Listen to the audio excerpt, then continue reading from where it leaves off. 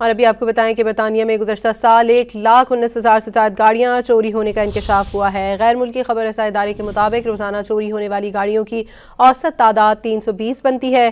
गाड़ियाँ चोरी होने का बड़ा सबब चाबी के बगैर चलने वाली मॉडर्न टेक्नोलॉजी को करार दिया गया है।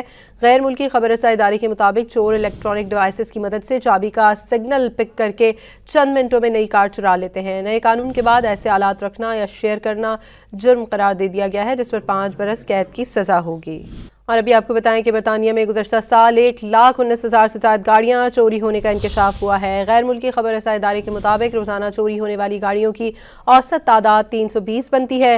गाड़ियाँ चोरी होने का बड़ा सबब चाबी के बगैर चलने वाली मॉडर्न टेक्नोलॉजी को करार दिया गया है।